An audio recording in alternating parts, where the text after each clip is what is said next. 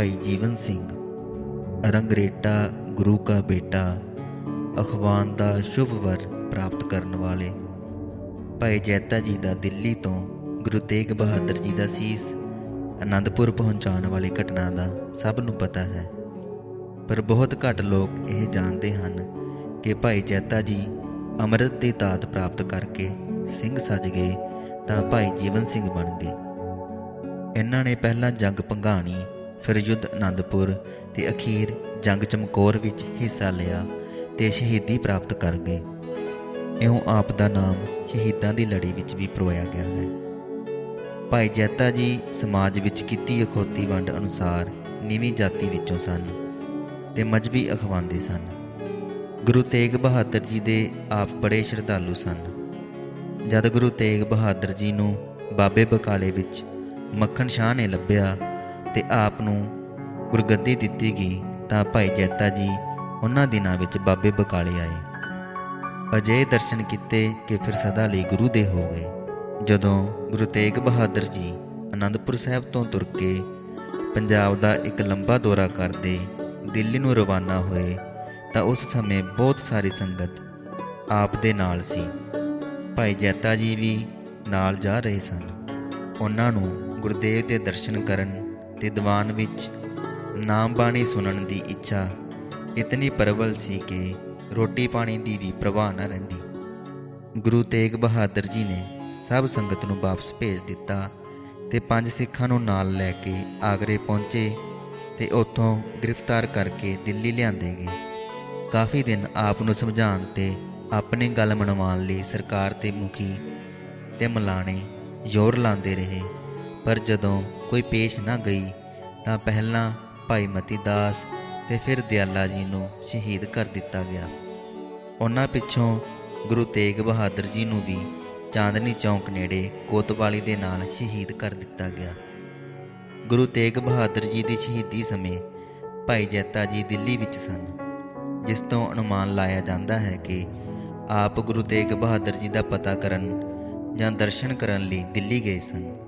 ਹੋ ਸਕਦਾ ਹੈ ਕਿ ਆਪ ਨੂੰ ਉਚੇਚਾ ਭੇਜਿਆ ਗਿਆ ਹੋਵੇ। ਜਦ ਗੁਰੂ ਤੇਗ ਬਹਾਦਰ ਜੀ ਨੂੰ ਸ਼ਹੀਦ ਕਰ ਦਿੱਤਾ ਗਿਆ ਤਾਂ ਹਾਕਮਾਂ ਨੇ ਸੀਸ ਤੇ ਸਰੀਰ ਨੂੰ ਉੱਥੇ ਚਾਂਦਨੀ ਚੌਂਕ ਵਿੱਚ ਹੀ ਪਿਆ ਰਹਿਣ ਦਿੱਤਾ। ਉਹਨਾਂ ਦਾ ਪ੍ਰੋਗਰਾਮ ਇਹ ਸੀ ਕਿ ਦੂਜੇ ਦਿਨ ਸਰੀਰ ਨੂੰ ਦਿੱਲੀ ਦੇ ਦਰਵਾਜ਼ਿਆਂ ਤੇ ਲਟਕਾਇਆ ਜਾਏ। ਹਾਕਮਾਂ ਨੂੰ ਮਾਣ ਸੀ ਕਿ ਉਹਨਾਂ ਨੇ ਇਤਨਾ ਭੈ ਪੈਦਾ ਕਰ ਲਿਆ ਹੈ ਕਿ ਕੋਈ ਗੁਰੂ ਤੇਗ ਬਹਾਦਰ ਜੀ ਦਾ ਸਰੀਰ ਚੁੱਕਣ ਲਈ ਨਹੀਂ ਨਿਕਲ ਸਕਦਾ। ਨਵੰਬਰ ਦੇ ਮਹੀਨੇ ਦਿੱਲੀ ਵਿੱਚ ਹਨੇਰੀਆਂ ਆਮ ਤੌਰ ਤੇ ਚੱਲਦੀਆਂ ਸਨ।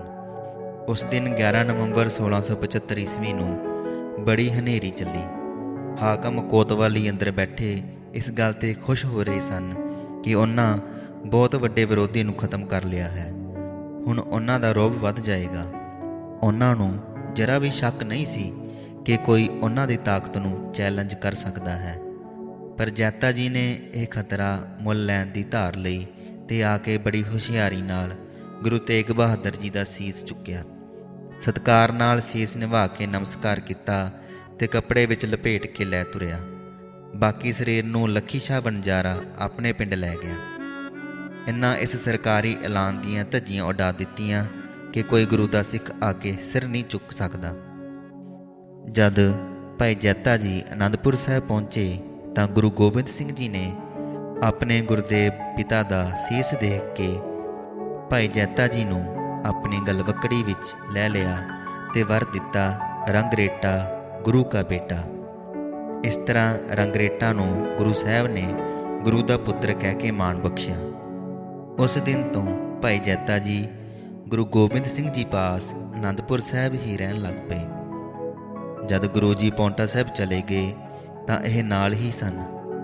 1699 ਈਸਵੀ ਵਿੱਚ ਗੁਰੂ ਸਾਹਿਬ ਨੇ ਖਾਲਸਾ ਪੰਥ ਦੀ ਸਾਜਨਾ ਕੀਤੀ ਤੇ ਅੰਮ੍ਰਿਤ ਦੀ ਦਾਤ ਬਖਸ਼ ਕੇ ਸਿੱਖਾਂ ਨੂੰ ਸਿੰਘ ਸਜਾਣਾ ਸ਼ੁਰੂ ਕਰ ਦਿੱਤਾ। ਭਾਈ ਜੈਤਾ ਜੀ ਨੇ ਵੀ ਅੰਮ੍ਰਿਤਪਾਨ ਕਰ ਲਿਆ ਤੇ ਭਾਈ ਜੈਤਾ ਤੋਂ ਜੀਵਨ ਸਿੰਘ ਬਣ ਗਏ। ਆਪ ਬੜੇ ਸੋਹਣੇ, ਉੱਚੇ, ਲੰਮੇ, ਡੀਲ ਡੋਲ ਵਾਲੇ ਦੀਦਾਰੀ ਸਿੰਘ ਲੱਗਦੇ ਸਨ। 1701 ਵਿੱਚ ਆਨੰਦਪੁਰ ਸਾਹਿਬ ਤੇ ਹਮਲਾ ਹੋਇਆ। ਹਮਲਾ ਕਰਨ ਵਾਲਿਆਂ ਵਿੱਚ ਦਿੱਲੀ ਤੋਂ ਆਈ ਗਸ਼ਤੀ ਫੌਜ, ਲਾਹੌਰ ਤੇ ਸਰਹੰਦ ਦੇ ਸੂਬੇਦਾਰ ਦੀਆਂ ਫੌਜਾਂ, ਤੇ 22 ਧਾਰ ਦੇ ਹਿੰਦੂ ਰਾਜਿਆਂ ਦੀਆਂ ਫੌਜਾਂ ਸ਼ਾਮਲ ਸਨ।